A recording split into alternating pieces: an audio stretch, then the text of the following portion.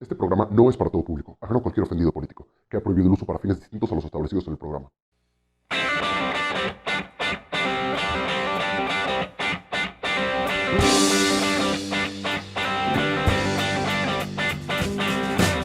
Hola, bienvenidos una vez más a este podcast, su podcast favorito, en hora libre. Una vez más, soy su anfitrión, Diego Alvarado, y me acompaña mi coanfitrión, Sergio Iglesias. Sergio, ¿cómo estás?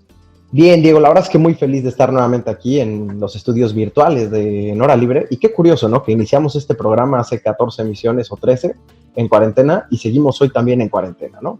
Pero bueno. Seguimos hoy en cuarentena, amigo. Cada vez parece que esto se va a alargar más.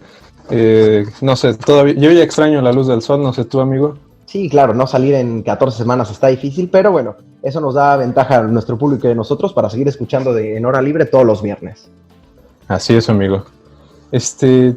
Mira, tengo un objeto aquí conmigo. No sé qué te parezca, a qué te recuerda este objeto.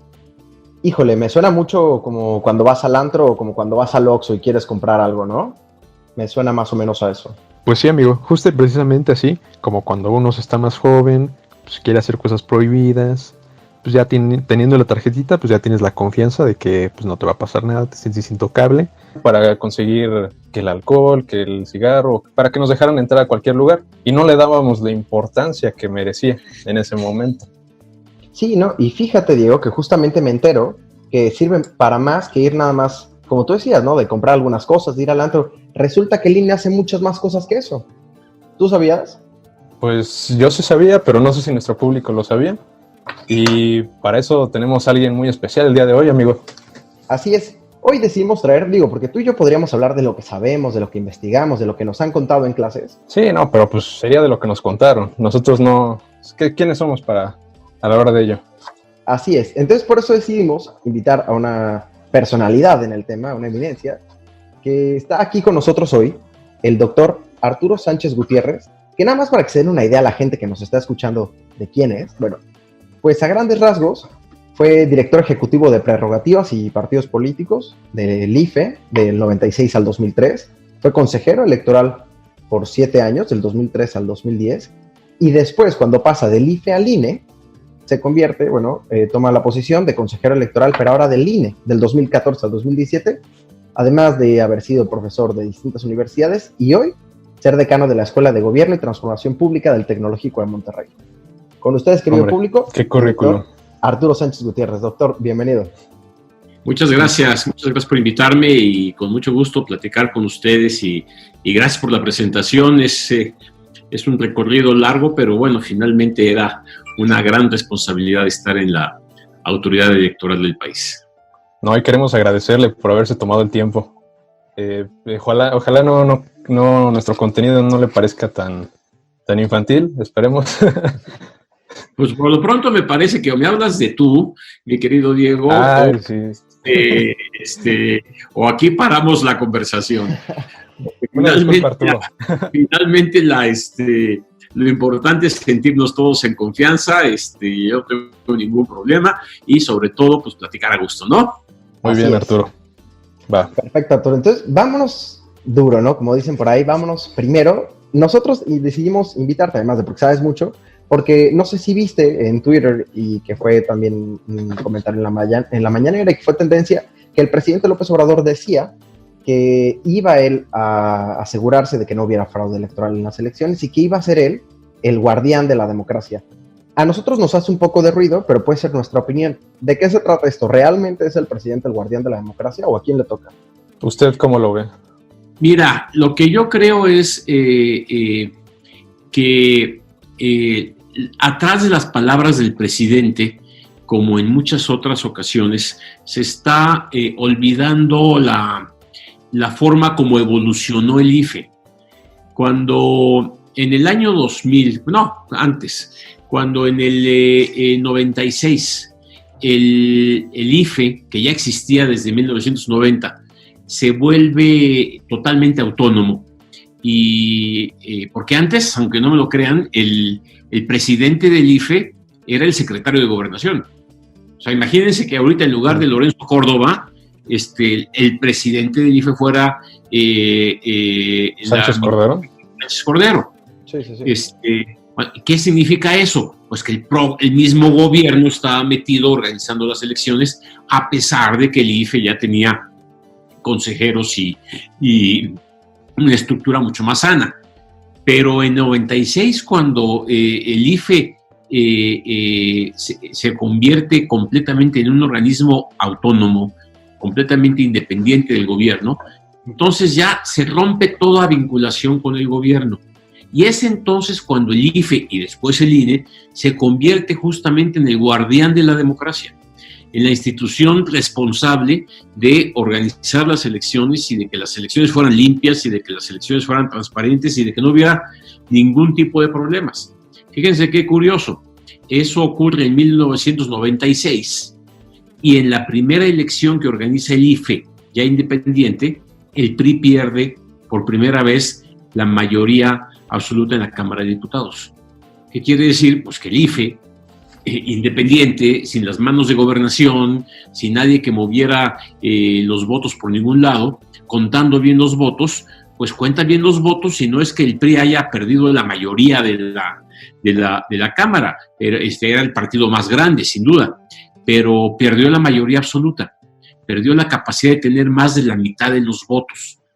Entonces, esa es una pequeña muestra de la importancia de la independencia y la autonomía del IFE y después del INE, que no se meta el gobierno. Fíjate, 3 años después, en el año 2000, con el IFE bien consolidado, con mucha fuerza, con un consejo de consejeros ciudadanos, el PRI pierde la presidencia de la República por primera vez en 70 años. Entonces, atrás de la idea de que el IFE y después el INE son los guardianes de nuestra democracia, está la idea de que es una institución autónoma la que tiene que vigilar todos los procesos. Lo que no queremos es justamente que el responsable de vigilar estos procesos sea el propio gobierno, ¿sí? Sino que justamente sean los ciudadanos a través de una institución quienes organicen las elecciones. Por eso no caen bien las palabras del presidente. Por eso caen como otra vez me voy a meter yo para yo ser el garante. Nos regresamos, ¿no? Y es como regresarnos a años en donde justamente había que sacar al gobierno de la organización electoral. Él decía esta mañana que o el día de ayer, ya no sé, que él iba a vigilar, iba a denunciar cualquier fraude.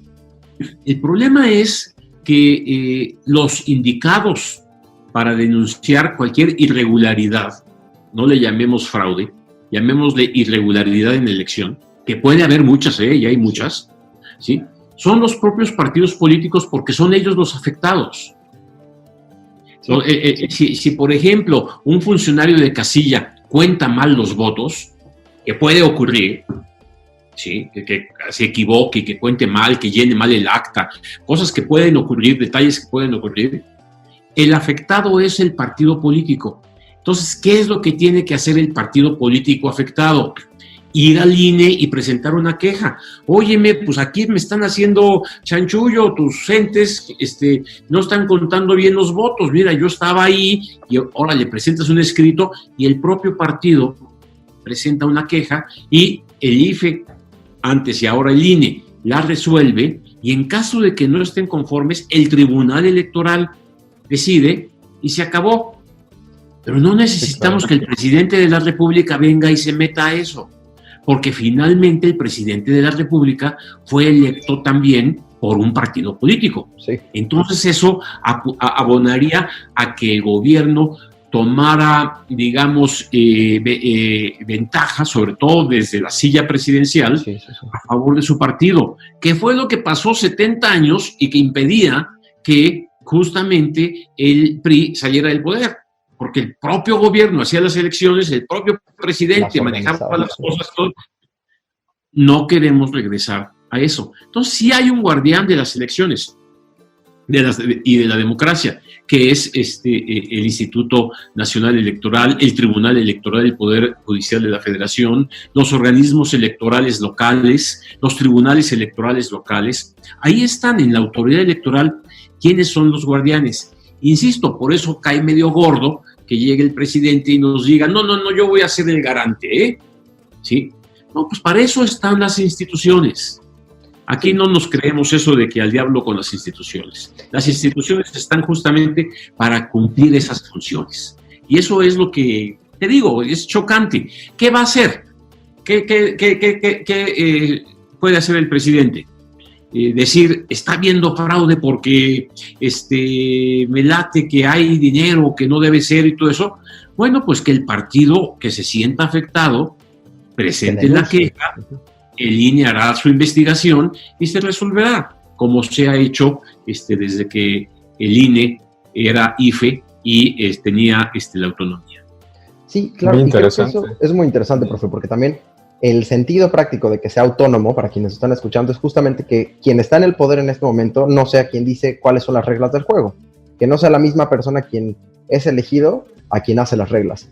Y a nosotros nos hacía una duda también de esto, porque como usted decía, por 70 años el PRI mantuvo un régimen, porque eran los que lo organizaban, estaba Secretaría de Gobernación, que tenía pues el control de las elecciones, pero también fue en el sexenio de Carlos Salinas de Gortari, donde pues se crea el IFE, y además empiezan a buscar esta, no sé si transición democrática, o donde años después se vería verdaderamente el cambio, pero entonces, ¿por qué en el 90 deciden crear el IFE, o cuál es la visión de hacer este nuevo código electoral, si sabían que corrían el riesgo de perder la mayoría?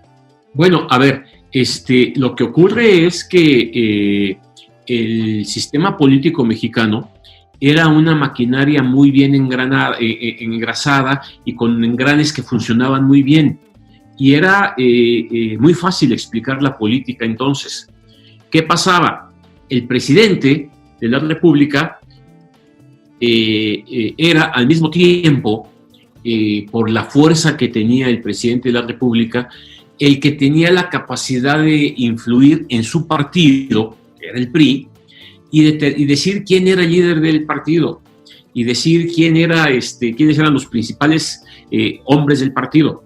Y a través de eso, el presidente del partido, puesto por el presidente de la República, pues nombraba candidatos a los diputados, a los senadores, a las gobernaturas en los estados, de acuerdo con al presidente de la República. No iban a poner a alguien ahí que fuera a hacerle la vida al presidente, ¿no?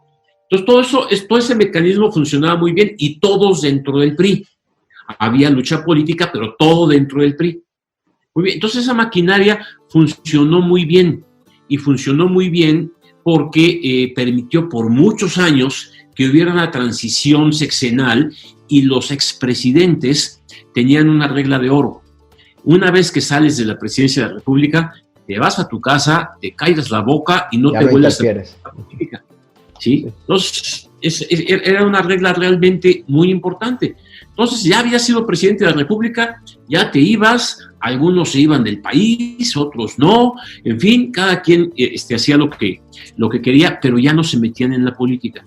Y eso era muy importante porque entonces el nuevo presidente se volvía el nuevo jefe, y el nuevo jefe reproducía el sistema. Y esto funcionó muy bien hasta que se empezaron a pelear adentro del partido. Claro. Hasta que la crisis económica de los 80s impidió que todos los sectores del partido tuvieran las mismas ventajas que tenían antes.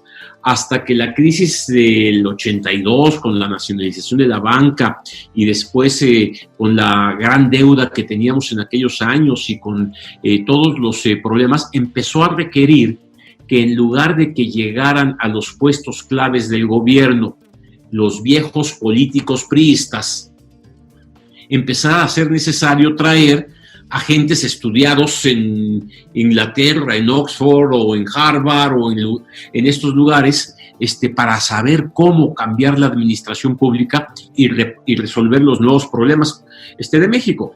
O sea, el manejo de la economía ya no era tan en automático, ya el mundo había cambiado. Entonces empiezan a llegar a gobernar a México gentes que no tenían el historial priista históricamente político que tenían los viejos presidentes. Y entonces los viejos políticos empiezan a decir, a ver, ¿para qué los traemos a ustedes jóvenes tecnócratas? ¿Sí? Bien estudiados y bien todo, y miren el desastre en el que está el país, endeudado el país, no estamos aprovechando el petróleo, esto está haciendo una crisis económica cada 6 años, etcétera, etcétera. Y los tecnócratas decían, es que no es nuestra culpa, es la dinámica de la economía, los problemas ancestrales de México, los problemas estructurales, dirían algunos de ellos, y hay que ir modificando las cosas poco a poco. Y en 1988 lo que ocurre es que llega Carlos Salinas de Gortari a la presidencia de la República, pero prácticamente se brincan a una generación completa de priistas. Carlos Salinas era un hombre muy joven cuando llegó a la presidencia de la República. 39 años tenía, ¿no? Si 39 años. Sí. Muy joven.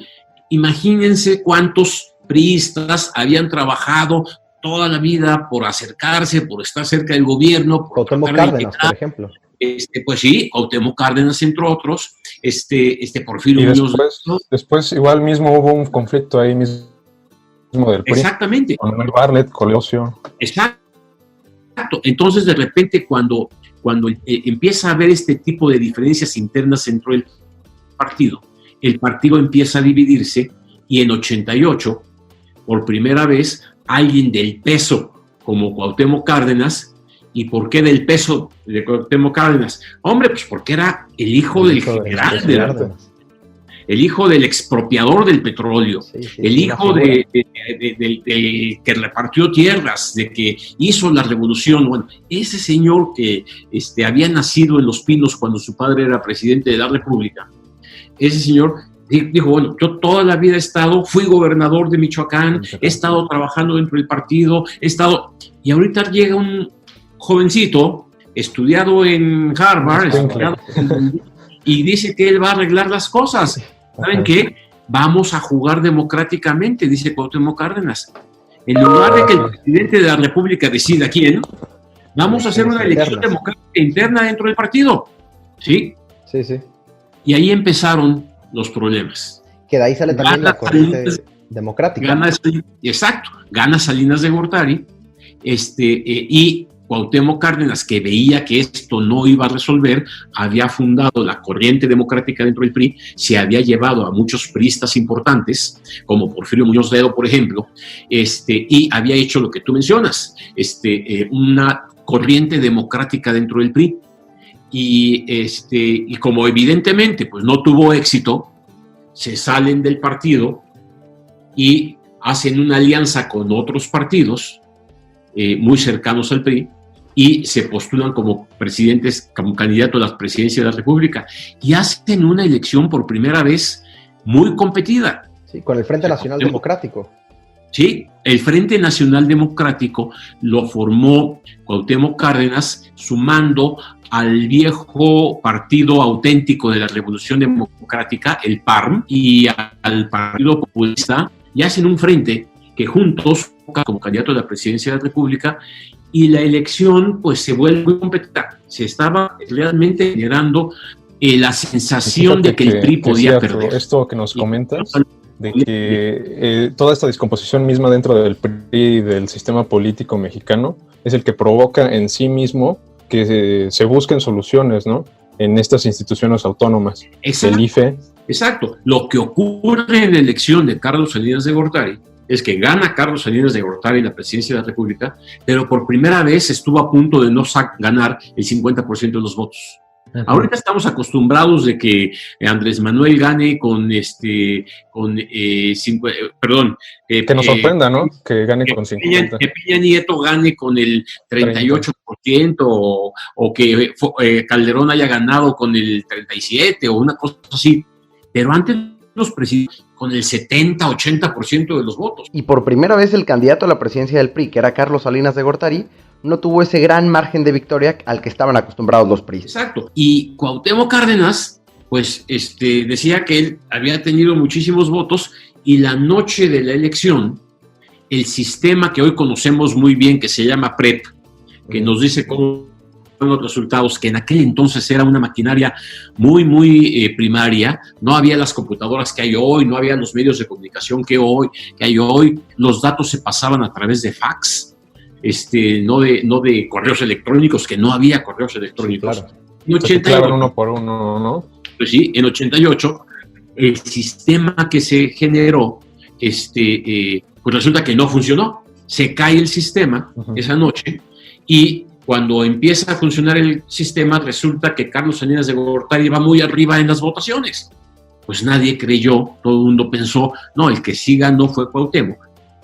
Y lo que están haciendo es un mega fraude impresionante para que Carlos Salinas de Gortari sea el presidente y que el PRI siga en el poder.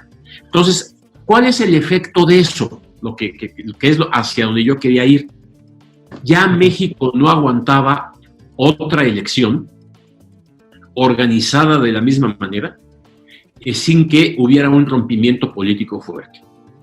Y Carlos Salinas de Gortari lo que necesitaba es saber cómo legitimo mi triunfo.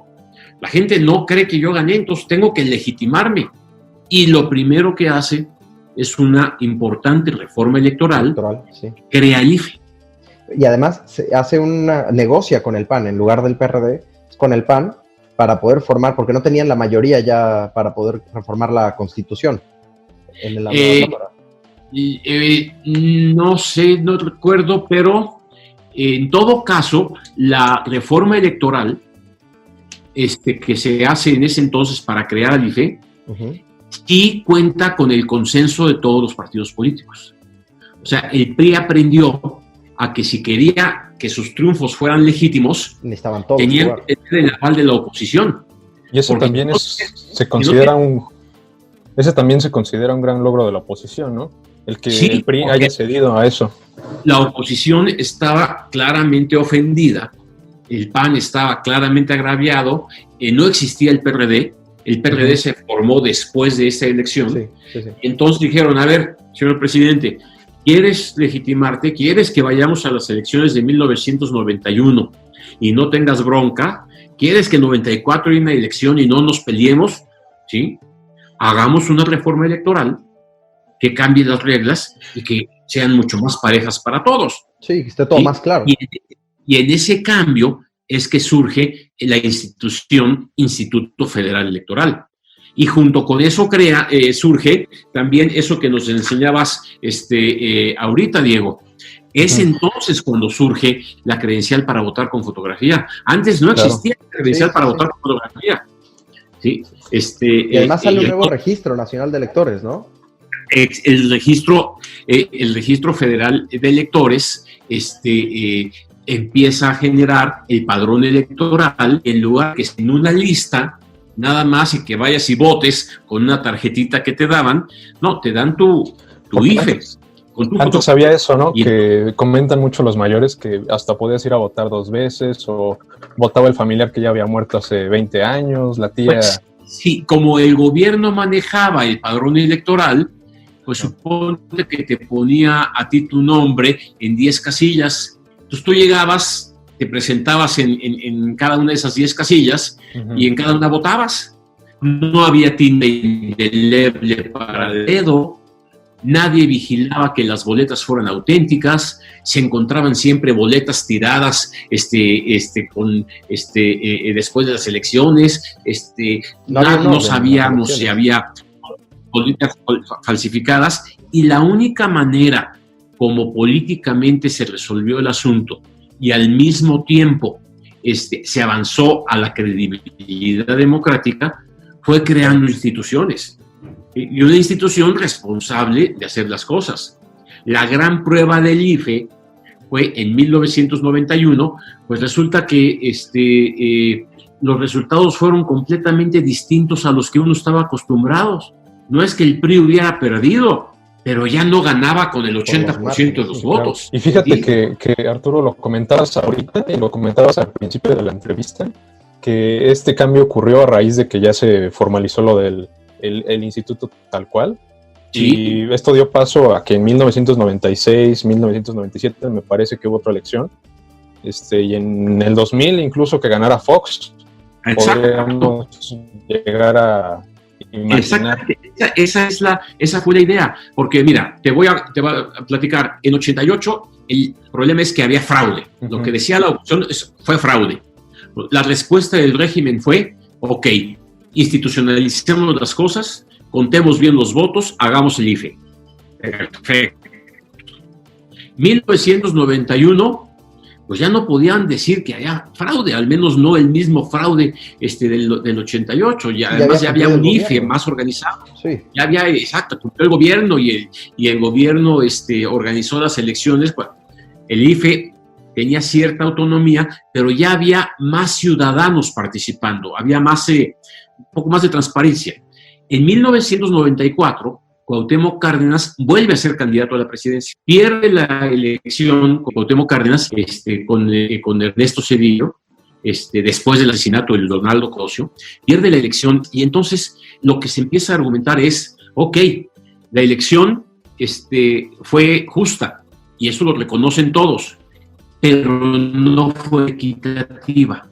Entonces ahí el problema ya no era el fraude. Ahí el problema era que no todos los partidos tenían las mismas condiciones para competir. Que era, por ejemplo, los tiempos en los medios de comunicación o el financiamiento, ¿no? Exactamente. Los medios de comunicación le daban la ventaja al PRI. Como sabíamos que el PRI iba a ganar, pues ¿quién se iba a poner a apoyar incluso económicamente a la oposición? Sí, claro. La oposición no tenía dinero, no tenía formas de comunicarse, incluso cubrir a todo el país. Entonces, ¿cuál fue la respuesta del régimen después de la elección del 94, cuando gana Ernesto Zedillo? Darle la autonomía al IFE, darle plena autonomía. Se sale la Secretaría de Gobernación y son puros ciudadanos los que manejan las elecciones, primero. Y segundo punto, equilibrar las condiciones de la competencia. Fue entonces cuando surgió lo que ahora nos quejamos mucho, que se le da mucho dinero a los partidos. Sí, no me voy a pelear con eso. Y después lo discutimos si ustedes quieren.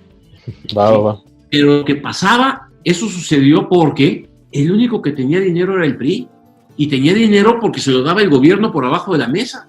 Sí. Y tenía dinero porque tenía todas las relaciones, pues todos los gobernadores eran del PRI, todos los diputados eran del PRI, todos los senadores eran del PRI. El partido del gobierno, entonces, tener dinero para el partido pues era muy fácil. Y la oposición no tenía dinero. Entonces, se crea el IFE autónomo y al mismo tiempo se equilibran las condiciones de la competencia. Y para equilibrar las condiciones de la competencia había que darle dinero a todos los partidos.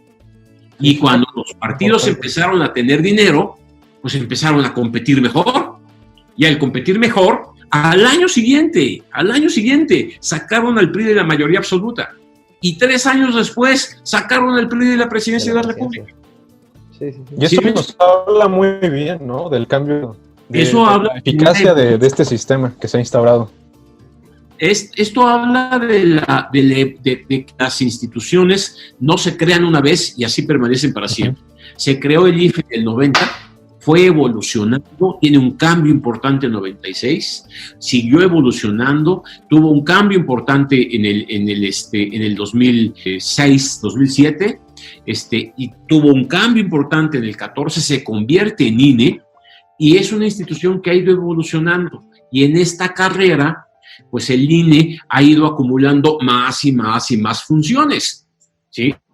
Porque ahora pues, hay que hacer el PREP, por ley. Ahora hay que monitorear a los medios de comunicación, el IFE y ahora el INE se encargan de eso. Ahora hay que fiscalizar a todos los partidos políticos, de todos sus ingresos y sus egresos, y todas esas funciones pues hacen en efecto que el IFE requiera más y más recursos y además se les da más dinero a los partidos políticos para mantener las condiciones equitativas de la competencia.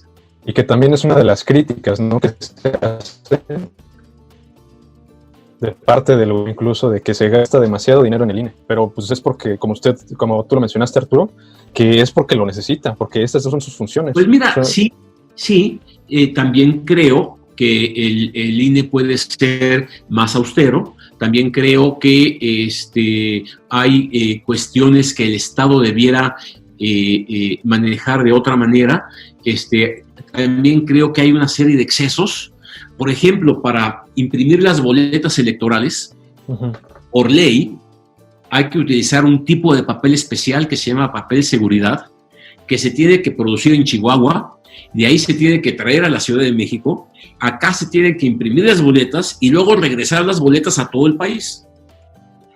¿Por qué? Pues porque no queremos que nadie sea capaz de falsificar las boletas. Y para que no las falsifiquen es un papel muy especial con una fórmula secreta, con fibras determinadas y cosas así. Pues eso es muy caro. Ese tipo de cosas muy caras. Como no confiamos en que el que va a recibir los votos vaya a ser independiente, entonces hacemos un sorteo primero del 13% del padrón electoral, y de ese 13% hacemos una primera insaculación y vamos a sortear solamente los que se apellidan con tal letra, y luego de eso sacamos a todos los que nacieron en tal mes para estar seguros que quien esté en la casilla electoral recibiendo los votos no fue puesto por nadie. Sí, bueno, claro. yo creo que ya maduramos suficiente para que un sistema como ese, que es muy caro, porque hay que enviarle una carta al 13% del padrón electoral, que son aproximadamente 10 millones de gentes. Imagínate nada más, se te va en 10 millones de cartas para notificar a la gente que fue En lugar de seleccionada. un mail, Nada más. ¿no? O un correíto ahí. Pues sí. O sea, No, eso no existe. entonces, pues sí, resulta que las cosas se hacen caras. Pero más importante que eso era que los partidos tuvieran recursos para poder competir. Bueno, tan es así que ahora casi cualquier partido político puede ganar. Puede competir. Y justamente... Y todos Sí, los partidos políticos ganan algún puesto, o municipales, o diputaciones locales, o Como en gobernadores. Chiapas, ¿no? Partido Verde, por ejemplo. ¿Quién lo iba a pensar? ¿Quién iba a pensar? Pero Sergio, creo que querías preguntar algo. Sí, justamente era sobre lo que estábamos comentando ahorita, Arturo, de que Sí. bueno, hay un como patrón de que cada que había elecciones había también una reforma electoral.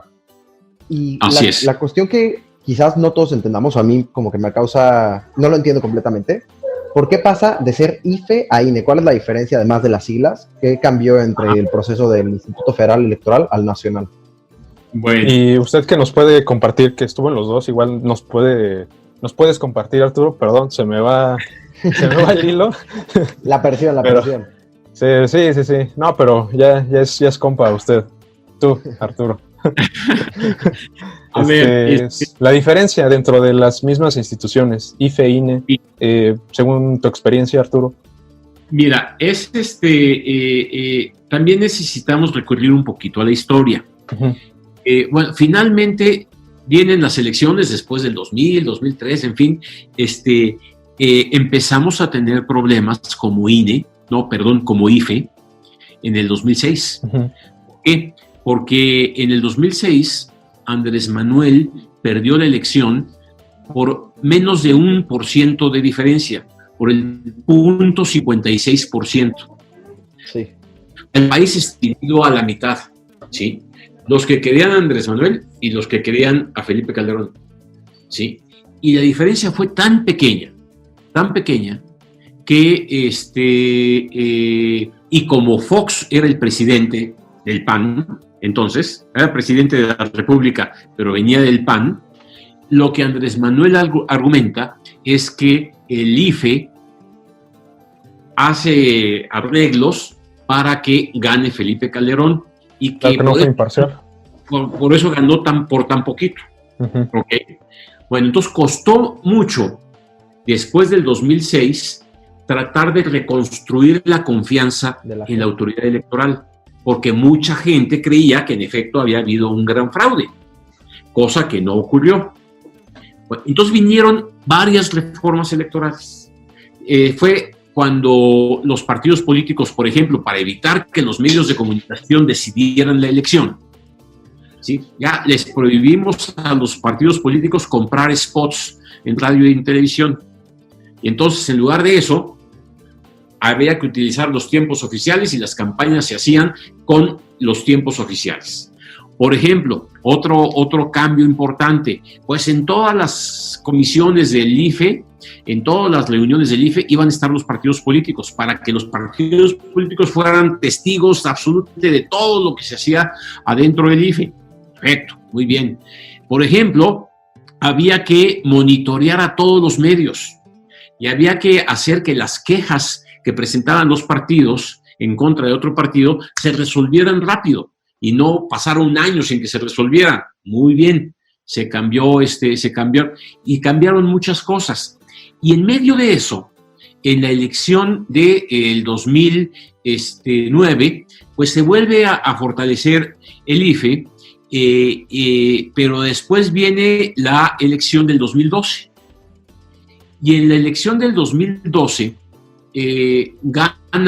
pierde Calderón, pierde el PAN, gana Peña Nieto, y otra vez Andrés Manuel se queja de que se metieron los medios de comunicación, de que no se habían hecho bien los votos, que no se había podido votar con libertad y todo este tipo de cosas. Total, viene la gran queja y demás. Andrés Manuel empieza a pelearse con el PRD y empieza a formar su movimiento para formar Morena, y esa es una parte de la historia.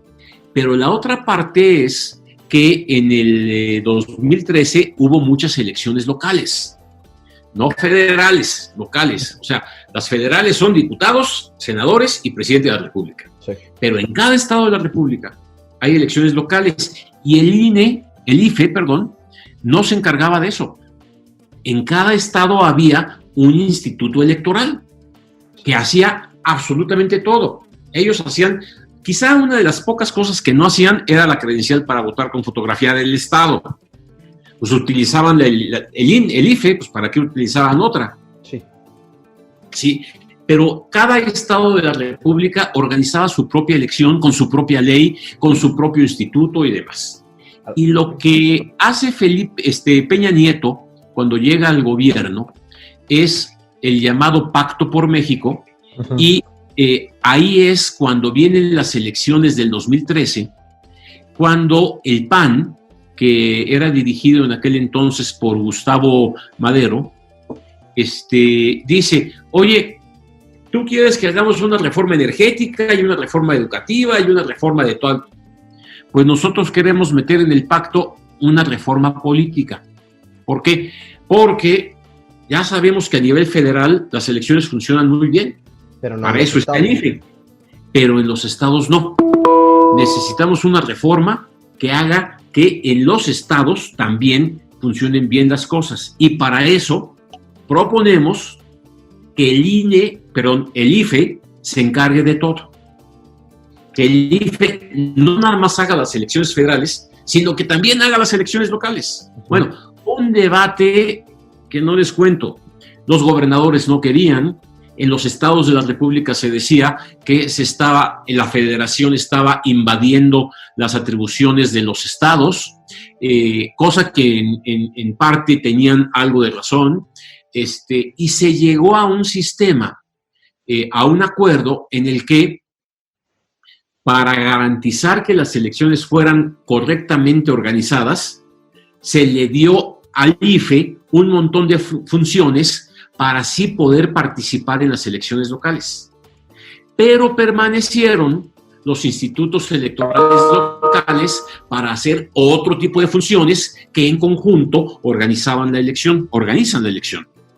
Entonces, como ya no era un instituto que solamente se encargara de las elecciones federales, el IFE dejó de ser federal y se convierte en un instituto nacional.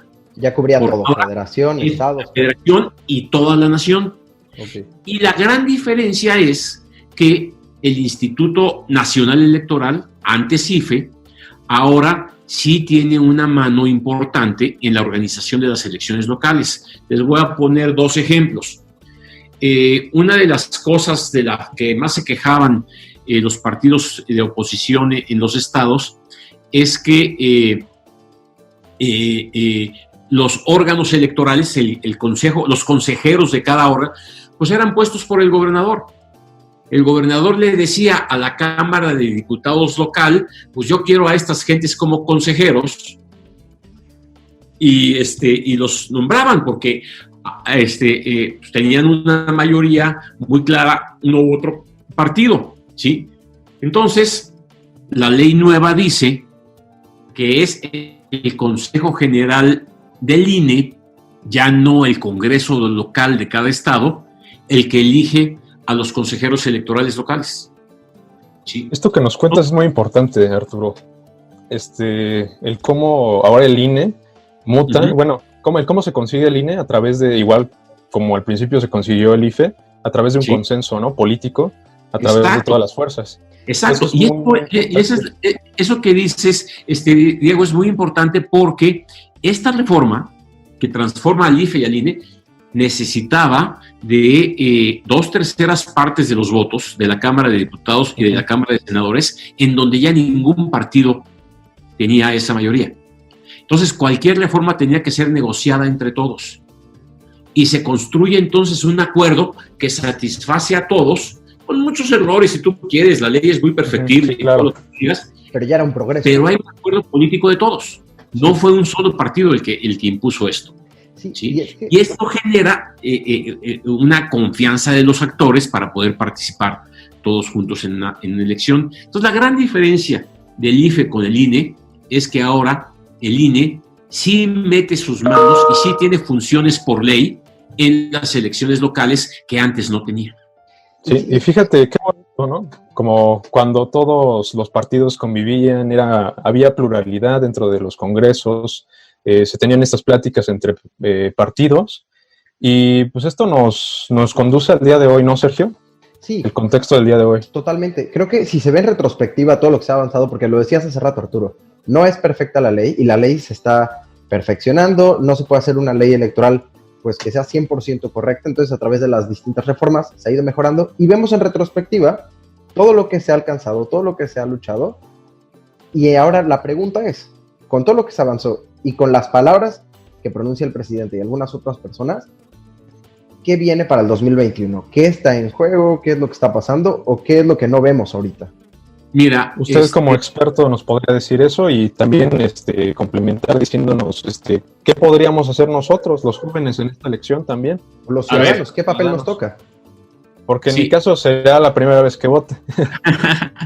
A ver, hay una situación que sí cambió en el 2018, que sí cambió y que sí rompió el esquema que veníamos construyendo de la forma de hacer política en México. Lo que pasó a partir del 97 fue que el presidente de la República dejó de tener en el Congreso los votos necesarios para hacer lo que él quería.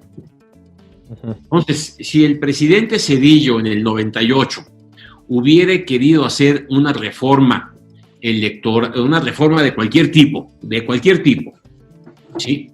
Ya no la podía hacer solo. Necesitaba hablar con los demás partidos. Necesitaba hablar con los otros partidos. Sí. Y convencer a los otros partidos para que se sumaran. ¿Por qué? Pues porque ya no le alcanzaban los votos al PRI. ¿Sí? Bueno, esa situación que se llama gobierno dividido, cuando el presidente es de un partido, pero el Congreso no tiene los votos para apoyar al presidente, esta situación de gobierno dividido, pues le pasó a la segunda parte del gobierno de Ernesto Zedillo, le pasó a Vicente Fox todo el gobierno. O sea, el PRI siguió siendo una fuerza muy importante, el PAN no tenía todos los votos que se requerían. Claro. Le pasó a Felipe Calderón, ¿sí? Y le pasó también a Enrique Peña Nieto. Entonces, lo que aprendimos en estos años, sobre todo del 2000 al 18, es que cualquier cambio jurídico importante, cualquier cambio legislativo, sobre todo los cambios a la Constitución, tenían que ser negociados. Sí, no basta con la opinión de un partido o la fuerza de un partido porque ya no daba. No bastaba que el presidente lo pidiera, sino había que negociar. Entonces tú te encuentras con cosas como, por ejemplo, una ley laboral o una reforma energética, digamos, en donde el PRI pues no quería ir hasta donde llegó, pero el PAN dijo, ¿quieres reforma energética? Pues yo sí necesito que la iniciativa privada participe ahí. Y a ver qué dice el PRD. No, nosotros definitivamente no. Hubo que negociar para juntar los votos y sacar la reforma energética. Que fue justamente el Pacto por México en el sexenio de Peña Que fue Nieto. justamente el Pacto por México. Por eso, una de las grandes sabidurías de Peña Nieto en su gobierno fue el Pacto por México, porque si no, no iba a poder gobernar, no iba a poder hacer ningún cambio. ¿Sí? Sí. Porque no tenía las mayorías suficientes. Entonces, Y fíjate qué importante. esta negociación pues enseñó a los mexicanos a que ya el presidente no hacía lo que se le daba la gana, a que la oposición contaba y que todo se tenía que negociar y construir. Bueno, ¿qué pasó en el 18? En el 18, la fuerza legítima, democrática y los votos que obtuvo Andrés Manuel López Obrador hizo que regresáramos al estado anterior, en donde el presidente sí tiene suficientes votos en la Cámara de Diputados y sí tiene suficientes votos en la Cámara de Senadores para cambiar las leyes. Entonces, sí pudiera ser que si Andrés Manuel López Obrador dice, quiero esto, No necesita los demás partidos. Ya. y su partido lo obedece, junto con los partidos aliados del partido, ¿sí? Pues ya la oposición se tiene que hacer un lado y ni modo. Se En acabó. este caso eso lo mencionas, ¿no? Sí. Ahorita, antes de lo que pasó en 18, donde ya se alcanzó la mayoría, pues era importante para los partidos negociar y alcanzar estos consensos. Pero ahorita lo importante sería más bien conservar esa mayoría, o incluso ampliarla, ¿no? Sí, importante para quién. Para el presidente, si le interesaría, y por eso está tan interesado en que su partido en la Cámara de Diputados el año que entra mantenga la mayoría. Si no, incremente, ¿sí? Para que pueda seguir él, por ejemplo, imponiendo una de las cosas más importantes de cualquier gobierno, el presupuesto. Sí, ya lo quiso tratar, O sea, pero no el se le dio. presupuesto lo vota solamente la Cámara de Diputados. Sí. Y si Morena tiene la mayoría de los votos en la Cámara de Diputados, pues el presidente lo escribe a través del secretario de Hacienda el presupuesto, lo manda a la Cámara de Diputados y la Cámara de Diputados la vota y se acabó. En cambio, si el presidente no tuviera la mayoría suficiente, el presupuesto se tendría que negociar. Estarían obligados a negociar. Los estados de la República, de cualquier partido, tendrían influencia en poder decidir ciertas partidas. Y se diría cuánto dinero va para Pemex, si va dinero o no va dinero para el Tren Maya, si se van a invertir en puros programas sociales o si se va a tener. ¿Ok? Y esa negociación hace mucho más democrática la toma de decisiones. Entonces, el presidente ahora tiene legítimamente, porque ganó legítimamente, la mayoría en la Cámara de Diputados y puede cambiar la Constitución en la parte de la Cámara de Diputados. Lo que le falta a Andrés Manuel son algunos senadores, porque él tiene la mayoría de los senadores, pero no le alcanzan para cambiar la Constitución. Acordémonos que se necesitan 2/3 partes de los senadores y 2/3 partes de los diputados. Entonces, cuando el presidente ha querido cambiar la Constitución, pues ha tenido que negociar con la Cámara de Diputados. Cuando, por ejemplo, quiso el presidente lo de la revocación del mandato, ¿sí? Dijo, y todo el mundo dijo, bueno, vamos a la revocación del mandato, sí, perfecto. Pero el presidente quería que fuera el mismo día de la elección de diputados, el año que entra, salir en la boleta de las elecciones. Sí. Y entonces él también iba a estar en la boleta electoral, y eso iba automáticamente a ayudar a su partido. Pues ahí los senadores dijeron, no, con esa no. Y como no tuvo los suficientes votos, pues no se pudo hacer lo que el presidente quería. Eso es sano para la democracia. Pero era más sano cuando ni siquiera podrían votar una sola ley y todas las leyes se tenían que negociar. Entonces, sí, claro. ¿Hacia dónde vamos al año que entra? Hacia una lucha en la que el Senado ya está como está, pero el presidente sí le interesaría muchísimo que su partido mantenga la mayoría para poder seguir en la Cámara de Diputados, para seguir cambiando las leyes conforme él considera que es lo correcto. Y además le interesa que hay 15 elecciones para gobernador, pues que haya más gobernadores de su lado. Claro. Y entonces que los gobernadores, pues que también Morena se ponga las pilas y que sean gentes de ellos. Se van a elegir 30 congresos locales. Casi todos. Casi todos. Sí. Pues le interesa tener mayoría en los congresos locales para que las leyes locales también cambien conforme Morena quiera. Y se van a elegir los presidentes municipales de 30 estados de la República.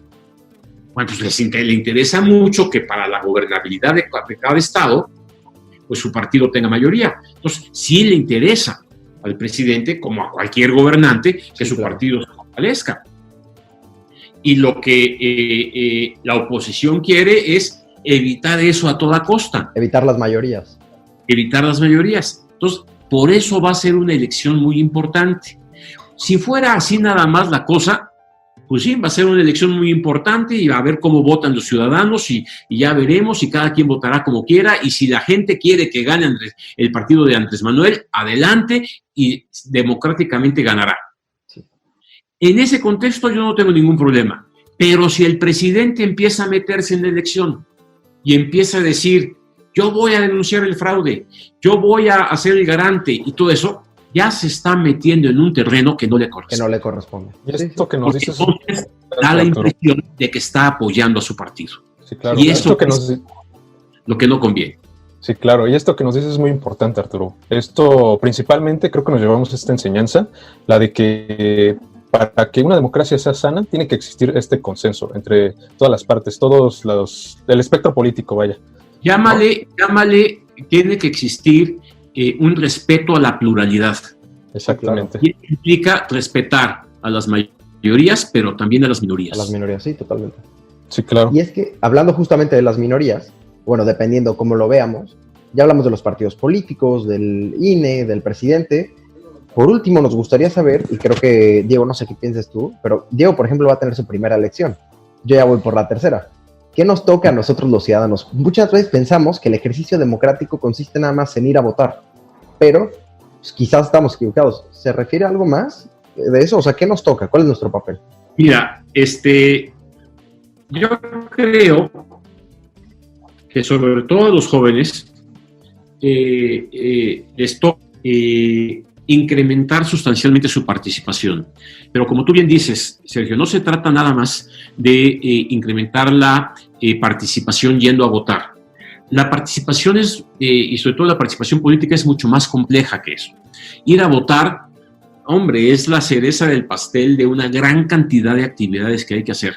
Claro. Si yo les pregunto a ustedes, no sé, los dos viven en la Ciudad de México. Yo vivo en Veracruz. No, En Veracruz. en la Ciudad de México. ¿En qué distrito de Veracruz vives? ¿Qué número de distrito? Ah, sí, pero ya estás viendo tu credencial. No, pero sí, la verdad es que no sabemos. ¿Y quién es tu diputado local? Tampoco. ¿Cómo se llama? ¿Cómo se llama tu diputado federal? No, hombre, profe, me está exponiendo ahorita. ¿De qué partido es? ¿Sí? ¿Cómo ha votado? Totalmente. Seguramente sí sabemos con más claridad quién es nuestro presidente municipal, porque está más cercano y es más activo, ¿sí? Pero igual que yo, y no se diga el gobernador, ¿sí? Pero si queremos realmente, no digo yo hacernos políticos, pero si queremos ser responsables cívicamente de lo que nos corresponde en la construcción de la democracia, sí tenemos que buscar estar mucho mejor informados de nuestro entorno político, ¿sí? Eso, digamos, es las preguntas que les hice son las normales. Sí, claro. Pero cuando viene la elección, el otro nivel de información que debemos tener es quiénes son los candidatos. Porque en los estados de la República vamos a tener candidatos a presidentes municipales, candidatos a diputados locales, 15 estados candidatos a gobernador, además vamos a tener candidatos a diputados federales, ¿sí? Entonces, ¿quiénes son? ¿Debo votar por el mismo partido para mi presidente municipal que para mi diputado local que para mi diputado federal? Pues quizá no, o quizá sí. Capaz pues sí, porque tengo que saber quién es. Totalmente. Mira, yo tengo muchos amigos que quieren ser jefes de gobierno en la Ciudad de México. Muy bien, perfecto, ya están en las grillas y todo eso. Pues serán muchos mis amigos y todo lo que ustedes quieran, pero yo no votaría por una persona, aunque sea mi amiga, que no tiene experiencia para gobernar, Claro. o que nunca lo he visto que haga nada. ¿Sí me explicó? Sí, hay que tener esa responsabilidad de saber a quién estamos votando, por qué lo estamos votando y... No, Sí. y separar, como lo decía y tú, luego- Arturo. Y luego, ¿cuál es el partido que lo postula? ¿Y qué piensa el partido que lo postula? Sí, claro. ¿Sí? ¿Cuáles son las reglas de ¿cómo se llama? De un partido? Por ejemplo, hay partidos en los que se valió que las candidaturas se repartieran por rifas, Sí. con una tómbola. Un partido que así decidió sus candidaturas, porque tenía muchas gentes y así decidieron hacerlo. Hay partidos que tienen procedimientos muy complejos para elegir a sus gobernantes. Hay a sus candidatos. Entonces, ¿cómo funciona el partido por el que voy a votar? Siguiente nivel de participación. Hombre, si realmente te interesa, inscríbete como observador electoral. El INE o el instituto en tu estado te va a dar una credencial de que eres observador electoral y vas a poder ir a las sesiones de consejo en donde se toman las decisiones, vas a poder ver ahí cómo hablan los partidos defendiendo sus puntos de vista en las mesas de los consejos de los estados, vas a poder el día de la elección estar en todos lados, ver las casillas, meterte, observar, vas a poder pedir información y se te va a dar de todo lo que está pasando, como un joven observador electoral que está al mismo tiempo que contribuyendo a detectar cómo están las cosas, aprendiendo cómo se toman tipo de decisiones. Entonces, esa es otra vía de participar en las elecciones. Sí. No les estoy pidiendo ni siquiera que se metan a un partido, no. No les estoy pidiendo que se hagan políticos, no. Lo que quiero es que en esta edad, en la edad joven que ustedes tienen, estudiantes, con toda la energía del mundo, aprovechen una elección para aprender lo que es eso. Sí, claro, pero también requiere de mucho compromiso personal, porque creo que lo dejamos mucho a votar porque es lo más sencillo, es un día vas, votas y te vas, pero esto requiere mucho más compromiso y creo que va de la mano con lo que uno busca. Realmente buscamos democracia, realmente buscamos un cambio y nosotros tenemos que comprometernos a eso. Lo decías tú, Arturo, hay que ir a las juntas, hay que estar vigilando, hay que informarse y lo decíamos en otro capítulo, este tipo de acciones o la democracia per se, no es un acto, no es un día llego y ejerzo democracia, es un estilo de vida, pero también es un hábito, ¿no? Que tenemos que ejercer constantemente. Un hábito y una responsabilidad. Así es. Tanto para nosotros como para con los miembros mismos de nuestra sociedad, ¿no? Sí. ¿Por quién estamos votando? ¿Para quién? Totalmente de acuerdo. Ahora, piensen, déjenme hablar del otro nivel de compromiso en la construcción de la democracia. Miren, la democracia hace tiempo básicamente la considerábamos como ir a votar y elegir a nuestros gobernantes democráticamente. Hoy ya no. Hoy la democracia es algo mucho más complejo. Hoy la democracia implica contribuir a que se defiendan los derechos humanos. Hoy la democracia tiene que ver con la inclusión y la paridad de género, el respeto a las preferencias sexuales, el respeto y los derechos de los jóvenes, el respeto y los derechos de los adultos mayores. Entonces, ¿dónde está nuestro compromiso con la democracia también? ¿Sí? Hacer valer los derechos de todos los sectores de la sociedad. Y eso implica Porque tú mencionaste, Sergio, al principio, o ya no sé si fuiste tú, Diego, a la sociedad civil, ¿sí? Por eso hay organizaciones de la sociedad civil. Por eso hay una Comisión Nacional de Derechos Humanos. Por eso hay una Méxicos Unidos contra la Corrupción. Por eso hay grupos de la sociedad civil que están buscando resolver problemas sociales y que están ahí. Y eso también es democracia. Eso también es participar a resolver los problemas de México. ¿Sí? Incluso lo que estamos haciendo aquí en este momento, ¿no? Teniendo esa discusión, estamos llevando esta información a gente que tal vez lo pueda requerir. Así es. Justamente este tipo de acciones es lo que ayuda a que en determinados públicos, en determinados nichos, haya la información o los datos suficientes para poder actuar. ¿Sí?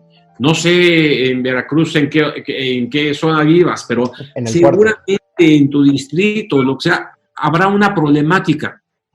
Sí, totalmente. O en algunas partes de la Ciudad de México es muy distinto Iztapalapa que las Lomas de Chapultepec. Sí, claro.